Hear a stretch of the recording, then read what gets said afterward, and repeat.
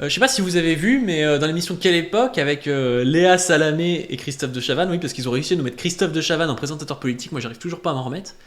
Ils ont invité Sonia Mabrouk, puis Daniel Riolo, qui nous ont tenu des propos assez spéciaux. Bon, je vous laisse écouter, hein, je vais pas en dire plus, on réagira après. Donc Sonia Mabrouk qui nous dit ça, à propos d'un livre qu'elle vient d'écrire, en fait, où elle parle du renouveau du sacré. Elle dit qu'il faut un retour du sacré, que c'est comme ça qu'on sortira de la crise. Pour les bourgeois, hein, on sortira pas de la crise grâce aux retraites à 60 ans, à un rééquilibrage du rapport capital-travail, mais on sortira de la crise par, évidemment, le retour du sacré. Ce besoin de sacré que vous exaltez dans votre livre, je le partage. Mais pourquoi vous l'opposez forcément à la modernité ou aux écologistes radicaux qui méritent d'être critiqués sans doute? Mais pourquoi c'est un sacré? Attendez. C'est un sacré... Est-ce que vous mélangez pas tout? Non, c'est un sacré rassembleur. Donc son livre c'est Reconquérir le sacré, la survie de l'Occident passera par le sacré. Et là, elle l'oppose aux écologistes radicaux et à la modernité. Et c'est marrant parce que pour moi, les écologistes radicaux en général, leur souci c'est qu'ils s'opposent à la modernité et qu'ils ont un peu une vision sacrée de la Terre. Donc je sais pas ce qu'elle va dire, mais ça sent la disaster class. Un sacré collectif. Vous ne pouvez pas, c'est ce que j'étais en train de vous dire, vous avez des valeurs aujourd'hui qui reposent sur un triptyque qui est formidable, auquel on adhère tous, qui est liberté, égalité, fraternité. Malheureusement, ce sont des valeurs de plus en plus molles. Aujourd'hui, vous recevez les responsables politiques comme moi, tous les matins on vous répète valeurs, valeurs, valeurs, ils ne savent même plus ce que c'est à l'intérieur. Les valeurs sont molles, le sacré c'est du dur. Si vous arrivez à construire un sacré républicain autour duquel on se retrouve... Parce qu'elle pense qu'il n'y a pas un côté sacré justement à liberté, égalité, fraternité, quand t'as des gars qui arrivent toujours à te pointer la laïcité, la république comme étant des valeurs, pour elle c'est pas déjà quelque chose de sacré, ça m'étonne ça. Qui deviennent sacrés. Pardonnez-moi, ça vous paraît évident, mais l'Arc de Triomphe, quand il y a eu des manifestations importantes, qu'est-ce qui s'est passé? Il y a eu quand même des dégradations. Non, tout le monde était. Ah ouais, donc anti-gilet jaune, ouais. Donc c'est cool. Okay, oui, je sais bien, mais il ne faudrait même pas que cela puisse exister. Il faut que... Tout le monde était choqué, il ne faudrait pas que ça puisse exister. C'est ça qu'ils ont retenu des gilets jaunes, quoi. Que ce soit, vous voyez ce que je veux dire? Ça participe. Écoutez, il y a mille choses qui ne devraient pas exister. Franchement, oui, c'est du domaine de l'évidence. Putain, la bourgeoisie, quoi. Ça n'existe pas. La fragilité bourgeoise, c'est vraiment un concept qu'il faut développer parce que là, ils sont fragiles les mecs, quoi. La dégradation de l'Arc de Triomphe, vraiment, j'ai pleuré. Oui, mais pour cela, il faut rappeler l'essentiel. Et moi, je pense que l'idéologie il est interdit d'interdire a fait beaucoup de dégâts. Oui, l'idéologie de mai 68, ça, vous n'aimez pas. Rappeler le sacré, c'est dire, en fait, rappeler qu'il y a quand vous parlez des écolos... Quel est le rapport entre les gilets jaunes et il est interdit d'interdire... quand vous parlez des progressistes et quand vous parlez des islamistes, déjà, j'ai du mal à voir j'ai du mal à voir ce qui peut les rassembler. Parce une idéologie déconstructrice, c'est-à-dire la haine de... Ouais, les islamistes, ils ont une idéologie déconstructrice, hein, vraiment. La France, hein. La haine de la France, hein. Oh putain, l'idéologie déconstructrice, les islamistes, la haine de la France, les écologistes, tout ça dans le même panier, on comprend rien à l'histoire. Ouais, c'est très simple. C'est-à-dire les écolos détestent la France. Les progressistes détestent la France. Non, les écologistes radicaux. Alors, les écologistes radicaux détestent la France, les progressistes détestent la France. Les islamistes détestent la France. Ah oui, les islamistes, oui, madame. Les écologistes radicaux... Daniel Riolo. Je vais terminer sur ça. Une idéologie déconstructrice, c'est de déboulonner les statuts, c'est de réécrire l'histoire. La fragilité bourgeoise, déboulonner les statuts, elle est à ras de pleurer là à la fin. Et il y a toujours ce truc qui est un sophisme et qu'on essaie de faire passer aux gens et qui est de la pure idéologie, du pur fantasme, c'est de montrer des trucs extrêmes et de dire ça c'est l'ennemi commun et vraiment faut faire gaffe. Et ça dans l'histoire on sait qu'en plus ça peut mener à des véritables drames.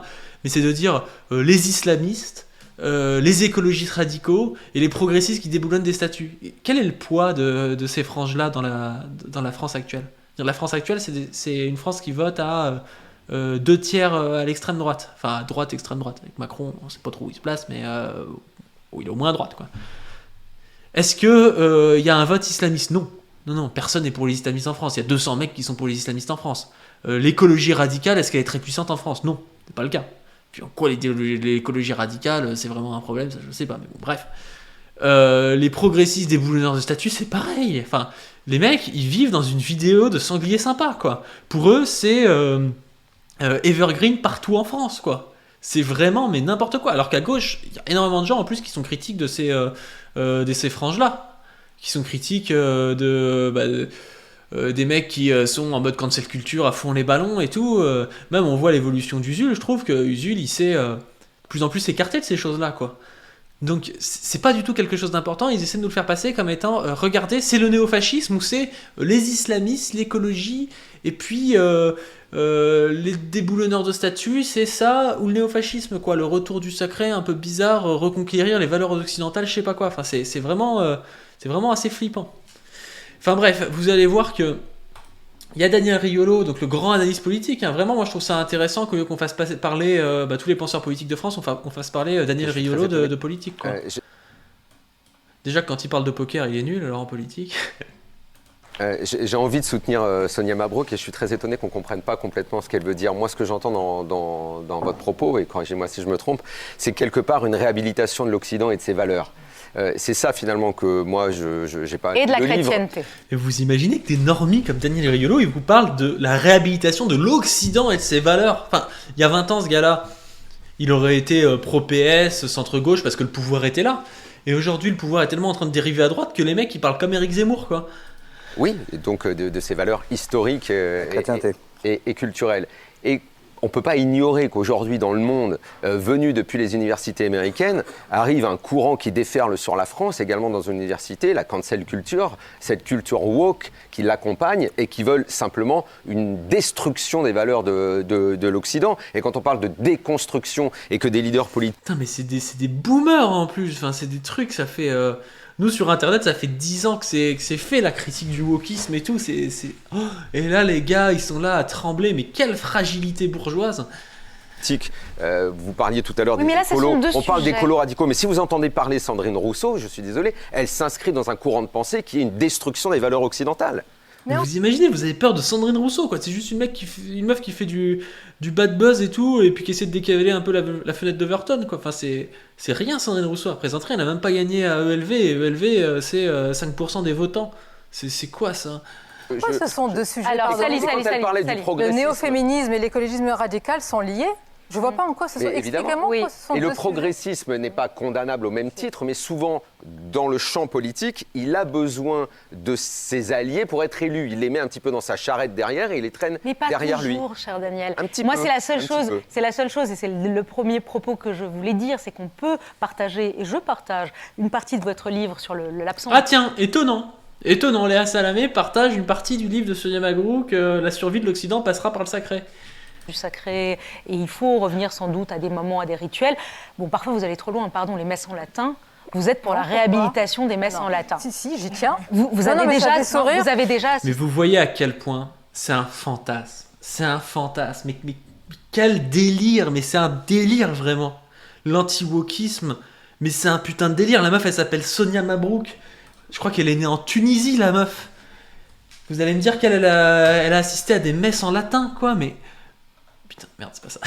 Elle est née en Tunisie en 1977.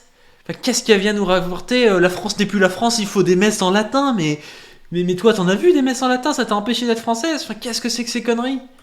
Genre, en plus, moi, je suis pas contre, hein, genre les messes en latin, moi je trouve ça marrant. Hein, j'en ai vu il y a pas si longtemps, il y a 1 an et demi, je crois. Ça a un côté un peu traditionnel. T'es là-dedans, t'as l'impression d'avoir une part d'histoire, mais... Ça doit être autorisé, mais vouloir des messes en latin comme programme politique et comme truc pour dépasser la crise parce que t'as peur des islamistes, des écologistes et des woke, mais c'est un délire, putain. C'est vraiment... Enfin, je crois qu'on se rend pas compte à quel point c'est un fantasme dans leur tête, quoi. Oh. Les gens, ils sont dans la préoccupation de la réforme des retraites et eux, ils se disent ouais, il faudrait peut-être qu'il y ait un retour des messes en latin. Bon, moi, je les ai jamais connues parce que je suis une bourgeoise franco-tunisienne née en Tunisie. Mais voilà, quand même, s'il y avait des messes en latin, ce serait le feu, quoi. Le délire. Mais bien sûr, j'ai déjà assisté. Mais je vais vous dire, ça peut être considéré... Non, mais pas du tout. Écoutez. Non, répondez. Non, mais c'est intéressant. Mais moi, c'est vrai que... Laissez-moi répondre. Il y a un slogan, il y a une phrase magnifique qui est le slogan un petit peu des Chartreux, qui est écrit sur une bouteille de chartreuse. C'est « Le monde tourne et la croix demeure ». Parfois, tenir à certaines choses, c'est pas grave. Là, on voit quand même la bifurcation de la bourgeoisie, parce que vous, là, qui êtes un peu rouge-brun, vous faites encore pas trop le choix entre le côté rouge et le côté brun, mais eux, ils sont en train de faire le choix. Eux, ils savent que leurs intérêts, pour continuer à exploiter le monde, et sûrement vous qui regardez, et ben ils ont besoin de tomber dans un discours où ils disent ah bah non mais le problème de la crise c'est pas qu'on exploite les gens, le problème de la crise c'est qu'il n'y a plus de messe en latin, c'est que les woke veulent déboulonner les statues, c'est ça le problème de la crise, c'est ça le truc qui est en train de se passer. Encore une fois, il y a beaucoup de choses où j'ai l'impression que je m'en fous, que c'est pas bien important. On base pas un problème politique par rapport à savoir si on va déboulonner des statues ou pas. Et en plus de ça, des fois, il y a des raisons aussi. Il y a peut-être des héros du passé qui représentent plus les valeurs qu'on peut mettre en avant. On peut mettre des nouvelles statues avec des nouveaux gars. Comme ça, c'est toujours fait, en fait. C'est toujours fait dans l'histoire. Mais voilà, c'est assez osef, quoi. Enfin, quelle statue déboulonnée en France ? Eh ouais, la vraie question de Thunderbush. Quelle statue déboulonnée en France ? Expliquez-nous, allez-y. Je veux dire, enfin, il y a des mecs qui déboulonnent des statues tout le temps, quoi.